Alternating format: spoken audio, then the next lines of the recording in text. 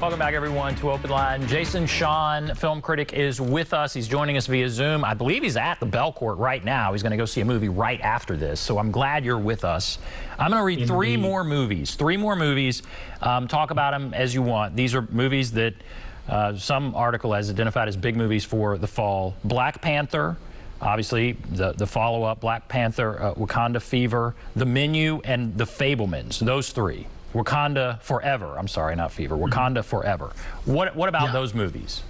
I mean, Wakanda Forever, like Black Panther was the first time that one of the Marvel films was just like, oh yeah, this can be something really distinctive and interesting. I mean, they've had to recover from the tragic loss of Chadwick Boseman, the just saying foolishness about the anti-vax nature of what's her name, the woman who plays Shuri.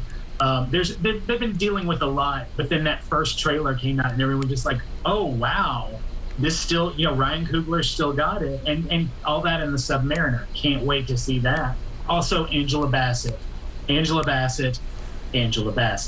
not going to do better than her. She brings it every time. The Menu, which is the idea behind it is just like a bunch of beautiful people trapped on a desert island on the run from like chefs who are trying to kill and eat them. I mean, like that's a good concept. Like just the idea of like artisan dining has gotten out of control. And that, of course, the next step after molecular gastronomy was going to be like hunting down the most beautiful people for the finest of cuisine. So like I didn't even know about that before today, but I guarantee you I'm there first day to see that. And then The Fabelmans, Steven Spielberg making a semi-autobiographical film, like that is, I'm very interested in that because so many of his films, especially towards the early part of his career, were about metabolizing the way that his father abandoned his family.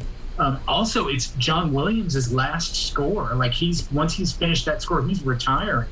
Like he's been part of like American cinema for more than 50 years now. And just the idea that this is going to be the end of that. So, I mean, even if that was the only thing, it would be worth seeing. But the fact that Steven Spielberg is like telling something semi-autobiographical, I'm in. Also, Michael Stuhlbarg is in it, and he's never led us wrong so far. Even that Men in Black sequel he's in was good. Those are all fascinating. I did not know about The Fabelmans. That's quite fascinating. So that will be really interesting.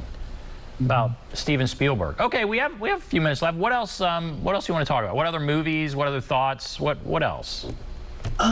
There's so much stuff. I'll tell you, like honestly, what I'm most psyched for is just the vibe in October when the studios they're like, what have we got that's scary on the shelf that we can just throw at the marketplace and see what happens? Because sometimes you get trash, but sometimes you get something really amazing that they just had no idea how to do it. That's like what happened with The Empty Man back in 2020. Like that movie is 2.5 hours long.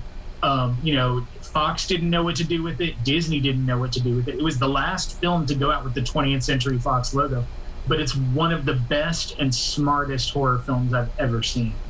Like the closest thing I can compare it to, there's a Taiwanese film that just premiered on Netflix a few weeks back called Incantation that is just exceptional.